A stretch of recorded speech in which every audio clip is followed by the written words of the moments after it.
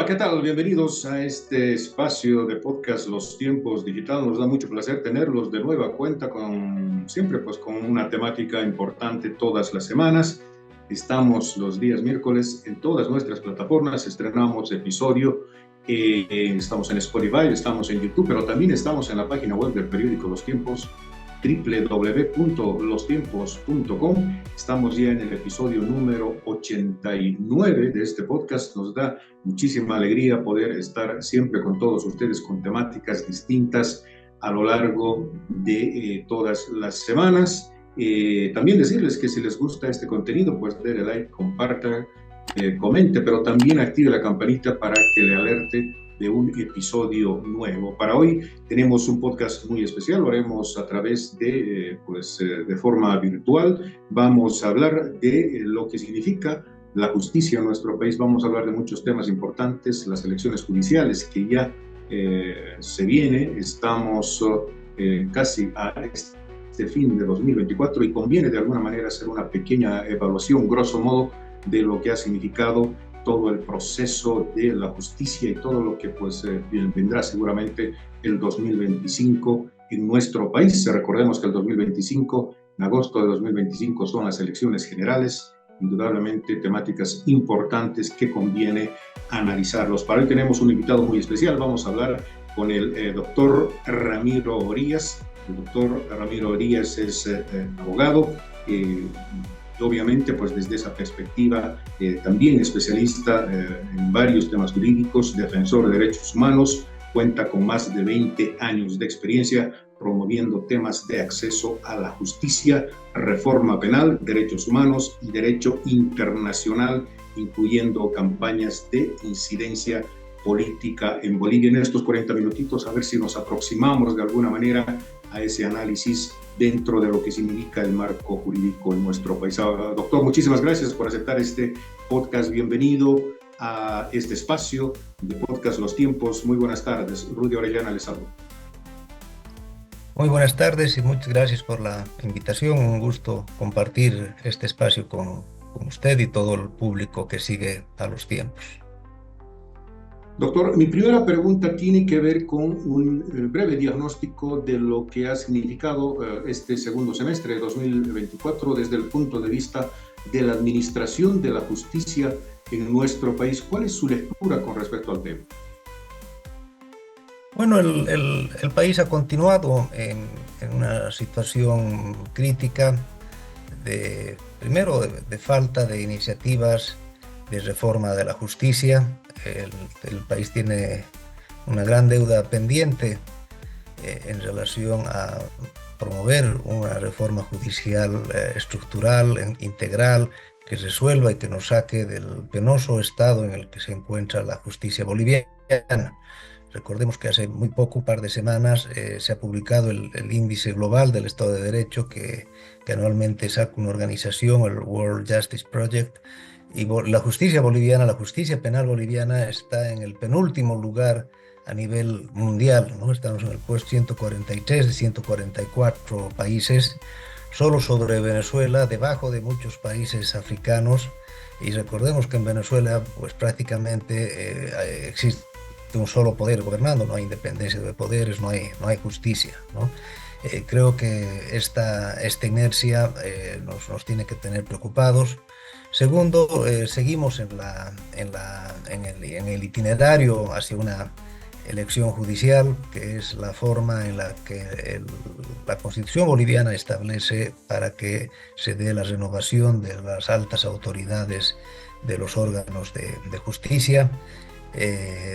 Recordemos que esta elección debería haber sido un año atrás y los autoprorrogados continúan en su mandato y siguen asediando el calendario electoral. Se acaba de anunciar una última prórroga de 15 días en el calendario electoral, que esperemos que no pase de eso, y el próximo 2 de enero autoridades judiciales electas en el tiempo y en la forma que establece la Constitución.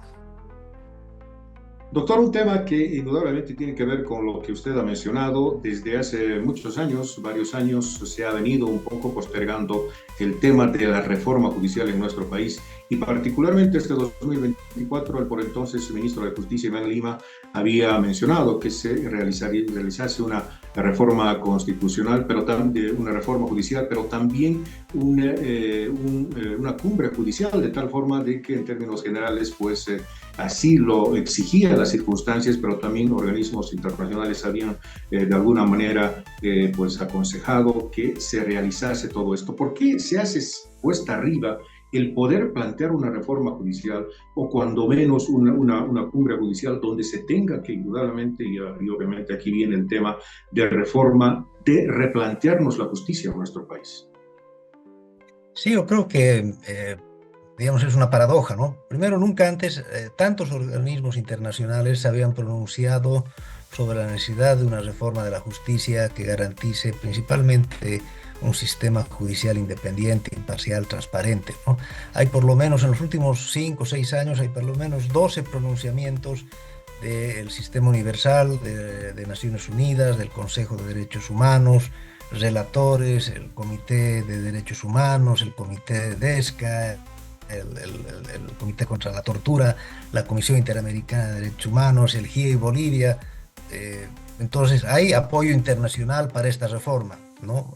Además, a nivel de la cooperación bilateral, principalmente la Unión Europea, comprometió también su apoyo para un proceso genuino de reforma de la justicia. Luego, al iniciar el periodo del presidente Arce, recordemos que en las campañas electorales los 3 partidos con representación parlamentaria, los 3 coincidieron en el fracaso de las elecciones judiciales y en la necesidad de una reforma judicial que aborde principalmente la designación de las altas autoridades. Finalmente, hay una amplia base social de respaldo, hay demanda ciudadana que clama por la justicia. Sin embargo, de haber todas las condiciones políticas para una reforma, no existe voluntad para ella, ¿no? El problema es que el gobierno, y más aún ahora que ha perdido su mayoría oficialista en la Asamblea Legislativa, está gobernando con la justicia, ¿no? La justicia se ha vuelto el brazo jurídico del proceso de cambio y parecería que ese incentivo es más fuerte que el de cumplir con la Constitución para que se dé la renovación tal cual se establece, ¿no? Pues si hay estos grandes acuerdos, podrían fácilmente construirse los 2 tercios para crear un mecanismo que permita viabilizar las reformas que el país demanda y requiere. A ver, doctor, dándole una mirada así rápida a los países que nos circundan, en este caso Sudamérica, ¿en qué sitial estaría Bolivia desde el punto de vista de la administración de la justicia, tomando en cuenta todos los temas y problemáticas que hemos estado sufriendo a lo largo de los últimos años, todavía seguimos? ¿En qué posición lo situaría usted a Bolivia desde el punto de vista de la administración de la justicia, tomando en cuenta todos estos temas que hemos ya mencionado anteriormente? Bueno, ya mencionábamos el ranking global de Estado de Derecho. Bolivia está en uno de los lugares más bajos de aceptación ciudadana, de credibilidad pública en cuanto a su sistema judicial. Pero inclusive es peor, porque últimas encuestas, como por ejemplo las del Latinobarómetro y otras encuestas regionales, como las de la POP, nos muestran que esta crisis prolongada de la justicia está afectando a la calidad de la democracia. No solamente se trata de un descrédito de unos jueces que no despachan a tiempo y que, bueno, se podría resolver cambiando los jueces, ¿no? O mejorando los sistemas de información, mejorando los sistemas de notificación.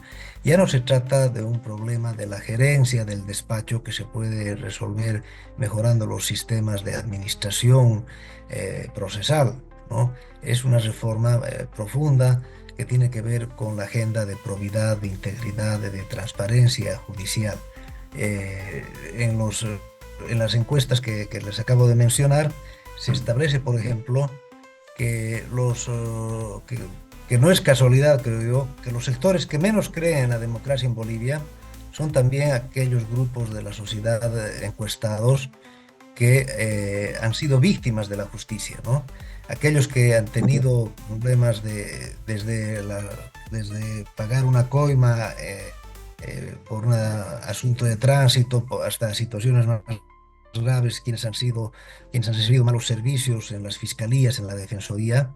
Estos grupos, cuando son encuestados, también son los grupos que dicen que creen menos en la democracia como un sistema que va a resolver los problemas de gobernabilidad del país, de desarrollo, que va a encarar los problemas de protección de derechos humanos y que inclusive están dispuestos a aceptar un gobierno autoritario con tal que se resuelvan los problemas de la justicia.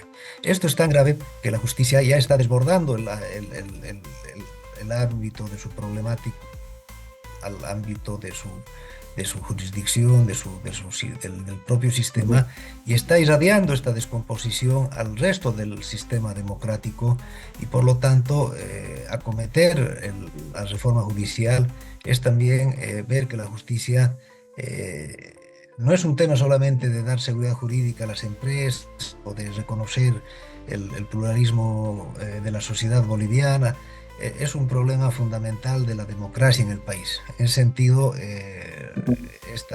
debería ser uno de los puntos cruciales de la agenda política del próximo año de caras a las propuestas de los candidatos, porque definitivamente el actual sistema político no está en condiciones de resolver una crisis tan grave, y creemos que después de las elecciones, en la nueva correlación de fuerzas y los compromisos políticos que los ciudadanos o que los candidatos tengan con los ciudadanos, va a haber un buen ambiente para enfrentar un proceso genuino de reforma judicial.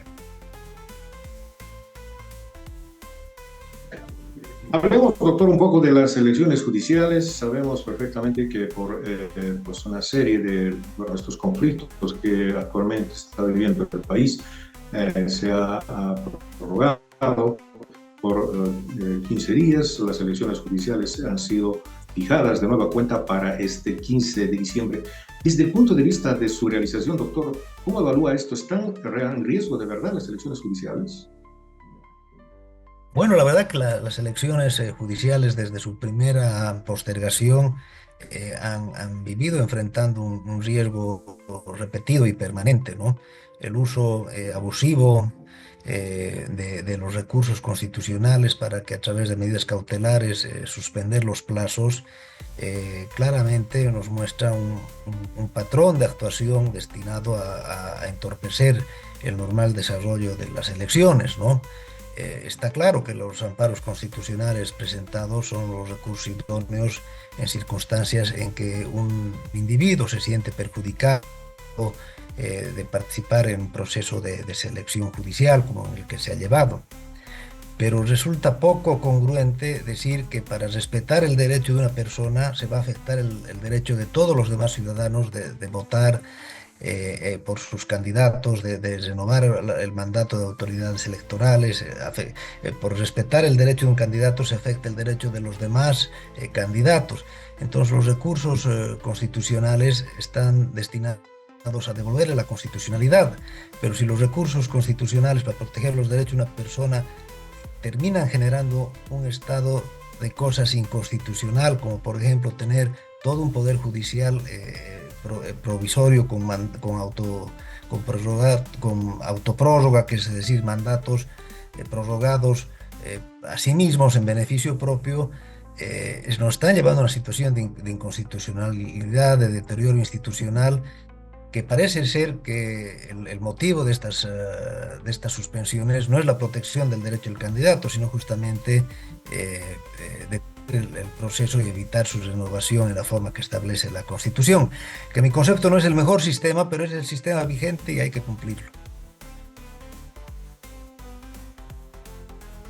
Un tema que me parece importante, doctor, es el hecho de poder, digamos, dar mecanismos informativos a la población bueno, si bien las elecciones generales es de conocimiento pleno de todos los bolivianos, bueno, se vota por los candidatos para elegir a un presidente. En este caso, las elecciones judiciales, muchísima gente, por no decir gran parte de los bolivianos, desconoce el procedimiento y la misma elección. Es decir, si hacemos una especie de sondeo o de encuesta y preguntamos cómo se vota, cómo se tendría que votar en las elecciones judiciales, seguramente gran cantidad de la gente no supiese cómo hacerlo, no solamente por la estructura misma que va a tener las elecciones judiciales, sino también los mecanismos, los que están postulando a los distintos, digamos, magistraturas, etcétera. ¿No cree usted que desde ese punto de vista el tema informativo ha sido poco o casi nada para poder de alguna manera establecer un conocimiento claro de lo que se va a significar las elecciones judiciales el próximo 15 de diciembre en la población? Y efectivamente, cuando se propuso introducir la elección judicial como sistema de designación de las altas cortes en la Asamblea Constituyente, se justificó que el propósito era democratizar la justicia. Sin embargo, este ha resultado un eufemismo, ¿no? Porque efectivamente el sufragio universal es uno de los mecanismos, tal vez el más auténtico, de control democrático del poder público, ¿no? Pero sin embargo, en el caso de la justicia no resulta así, ¿no? Primero, el voto es un control de entrada, ¿no? Uno vota por los candidatos que reconoce que están mejor preparados para cumplir esas labores, como pueden ser los diputados, las máximas autoridades del Ejecutivo. Sin embargo, en el Poder Judicial hay unos perfiles de idoneidad que, como usted dice, no son conocidos por el público, ¿no? Uno no conoce a los candidatos. Además, las elecciones son un espacio de deliberación pública, de contraste de propuestas, del pluralismo político, ideológico que hay en la sociedad. En el sistema boliviano, las elecciones judiciales prohíben las campañas electorales para evitar supuestamente su politización. Pero ¿qué sucede? Que al no haber campañas electorales, pues no hay debate público, no sabemos cuáles son las visiones, si es un magistrado que va a tener una interpretación conservadora o progresista sobre temas como el aborto, el matrimonio del mismo sexo. Pueden haber una serie de temas que lleguen a sustantivos valóricos, que lleguen a instancias judiciales, y no tenemos la información. Hay un sistema centralizado de la información a cargo del órgano electoral que no pues tiene realmente recursos escasos para difundir un breve resumen de la hoja de vida. Han habido algunas propuestas, por ejemplo, de la sociedad civil para tratar de recolectar, les han hecho preguntas a los candidatos, no siempre responden.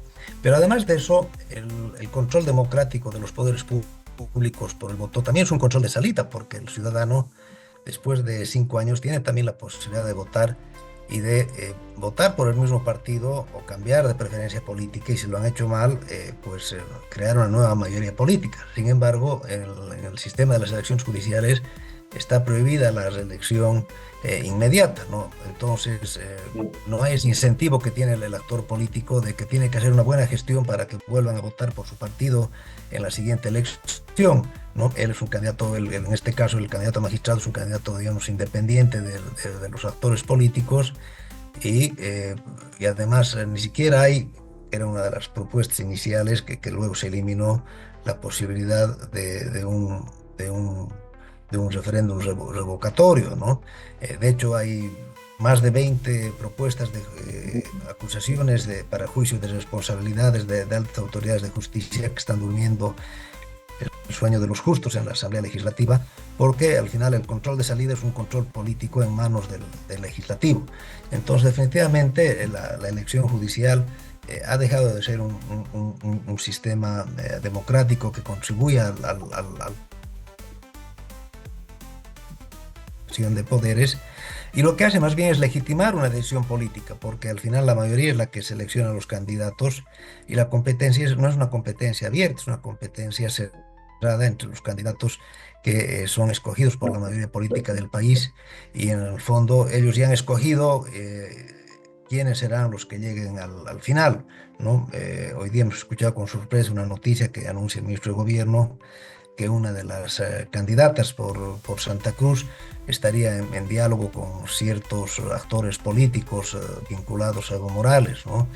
Entonces, esto pues es absolutamente impresentable. Una autoridad judicial tiene que estar al margen del juego político, y resulta extraño que esté en chats conversando con actores políticos que hoy están movilizados.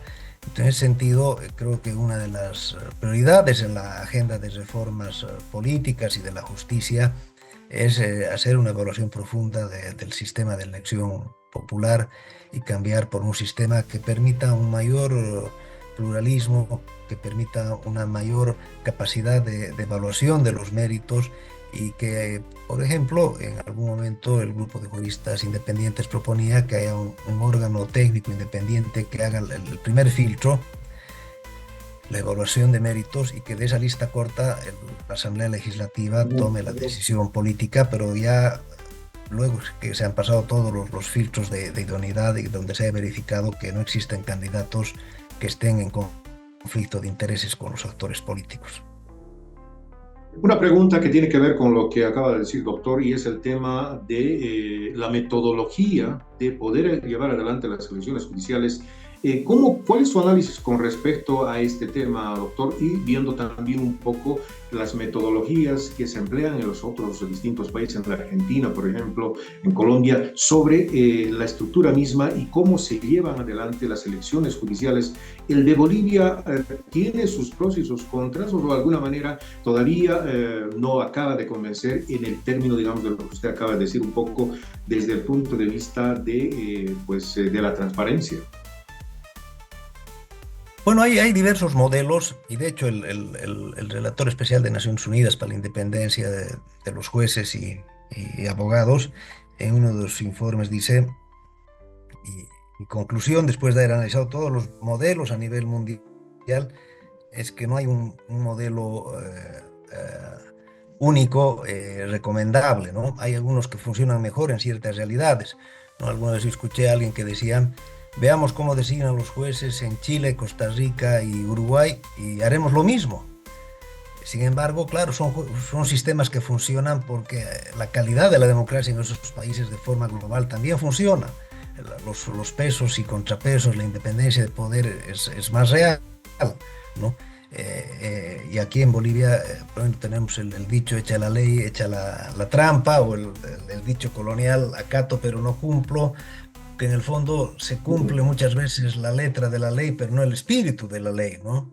El espíritu de la ley de los 2/3 era que un solo partido no concentre todos los votos, y jamás se pensó que en Bolivia debe haber un partido que tenga más de 2/3 del Congreso. Entonces, claramente, el espíritu, que era asegurar pluralismo, independencia y parcialidad, no se cumple.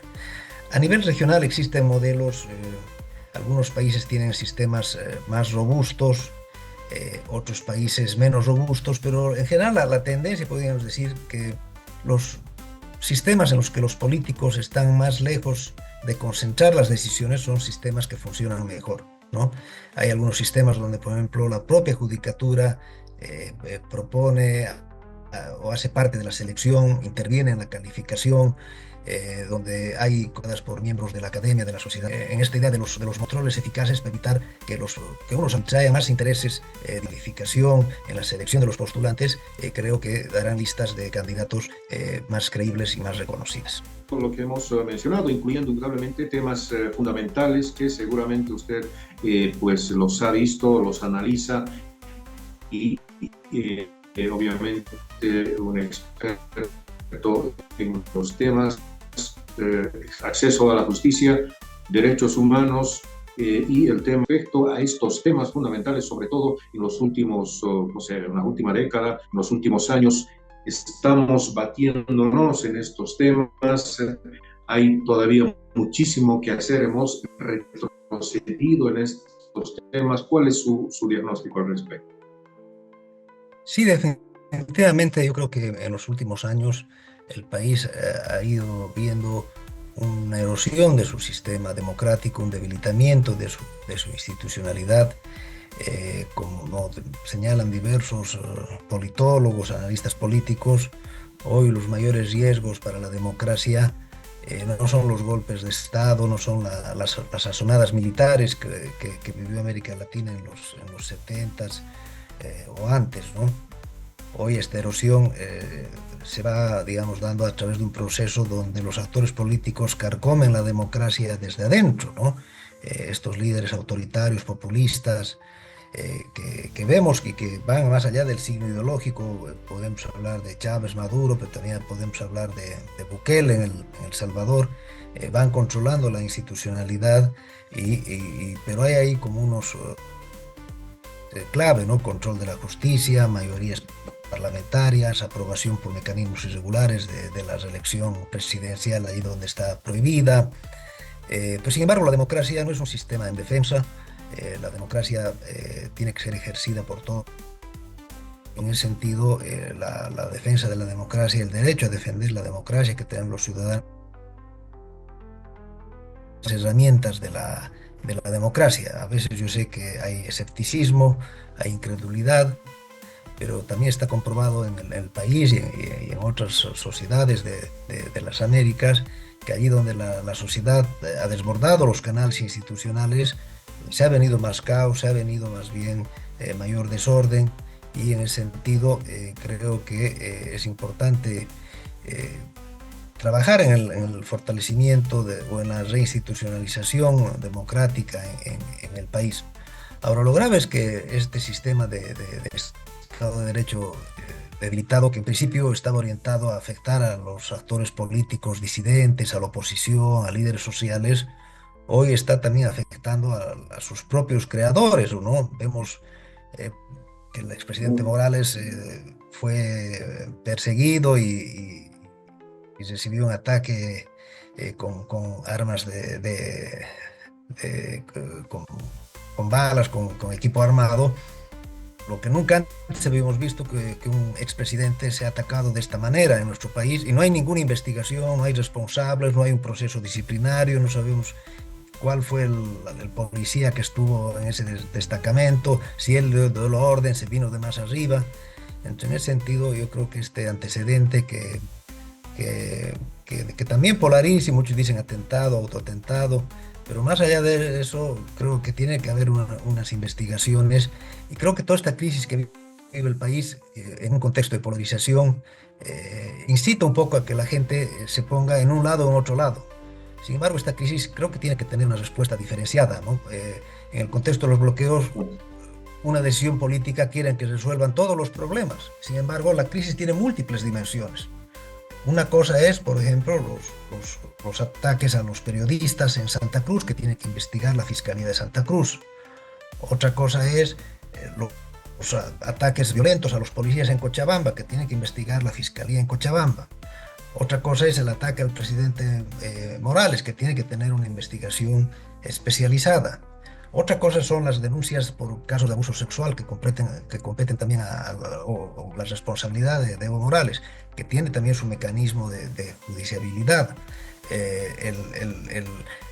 Entonces creo que si desenredamos un poco la gente, vemos que cada dimensión de la crisis sea adecuadamente tratada por el mecanismo institucional que corresponde, también podríamos resolver los otros problemas que trascienden la crisis, como el tema de la habilitación de la candidatura de Evo Morales. Sin embargo, que estaría a cargo del órgano electoral. Sin embargo, Bolivia entra en estas pulsetas donde todos los actores quieren jugar al todo o nada, ¿no? Y no dejan que las instituciones funcionen, y si funcionan es en clave política, más allá de la legítima competencia que tengan para enfrentar las materias que les corresponde a las autoridades competentes. Finalmente, doctor, un tema que ahora mismo está en pleno desarrollo son las elecciones legislativas. Se va a renovar las directivas tanto en diputados como en senadores. la situación no podía ser más controvertida por varias razones, indudablemente, no solamente porque estamos atravesando una coyuntura bastante compleja desde el punto de vista político, sino también de lo que podría suceder dentro de lo que significa esta renovación de directivas legislativas, tanto en diputados cuanto en senadores. Hay unas posiciones bastante complejas con respecto no solamente al mismo movimiento al socialismo, dividida en el ala arcista y ala lista, sino también en la oposición, en cuanto se refiere, por ejemplo, a la comunidad ciudadana y Creemos, pues hay una especie de divorcio, por así decirlo, con respecto al oficialismo, si bien en la anterior legislatura habían posibilidad, o digamos, hacer una especie de acuerdo político para que este señor Andrónico fuera reelegido como presidente de la Cámara de Senadores. Ahora hay un panorama distinto. ¿Cuál es el diagnóstico que usted hace con respecto a lo que podría suceder en términos políticos, tomando en cuenta de que estas elecciones legislativas también van a marcar el paso de lo que podría suceder en 2025? Sí, definitivamente el reglamento de las cámaras fue pensado en un sistema bastante racional de bancadas políticas, donde las presidencias las obtenían las mayorías, iban intercalando con las minorías más votadas de la oposición en los distintos cargos. Sin embargo, hoy queda poco para poder decir que tenemos bancadas, ¿no? Hay bloques políticos en competencia, pero bancadas como en los términos en los que fueron electas ya no existen, ¿no? Inclusive hay un grupo importante parlamentarios de oposición sin partido, pero que actúa, digamos, de conformidad a ciertos liderazgos, que vota de ciertas maneras, y uno ahí no puede decir, bueno, fueron electos por la oposición, pero ahora votan articuladamente con el gobierno. Esto se consideran bancadas que podrían acceder a un puesto de oposición o de oficialismo. Realmente el reglamento ha quedado desfasado ante la fragmentación de la representación política de hoy, ¿no? Así que creo que va a ser difícil ver emerger los acuerdos como fueran los 2/3 de la elección del fiscal, por ejemplo, porque hay unas reglas que tienen que cumplir. No pueden haber un presidente de oposición, por ejemplo, ¿no? Pero sin embargo, algún senador de Creemos que está en el ala disidente, que ha estado votando con el MAS, tampoco puede acceder a un puesto del MAS. Así que va a ser interesante ver, pero en todo caso lo que está en juego también tiene que ver con la sucesión constitucional.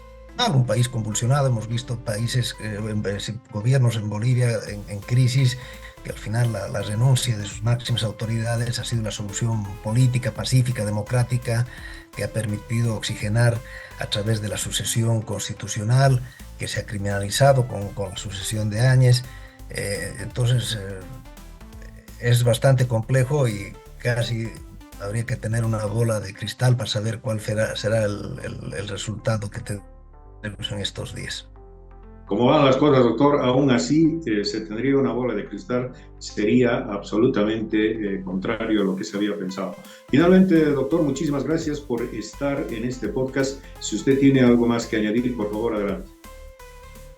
No, simplemente también agradecer y felicitar por todo el trabajo que hacen y solidarizarme con todo el trabajo de los periodistas, de los trabajadores de la prensa que cubren esta gran misión de llevar información a la sociedad boliviana.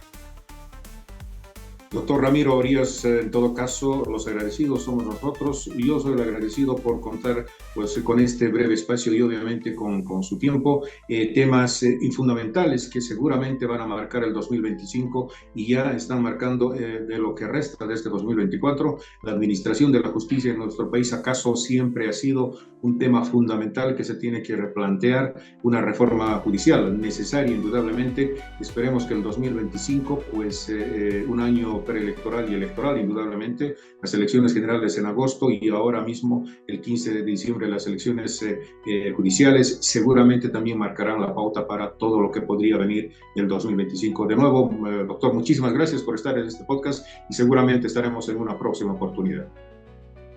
Con la mayor disposición y un saludo a usted y a todo el público. Gracias. Muchísimas gracias también a ustedes por seguirnos en este podcast de los tiempos.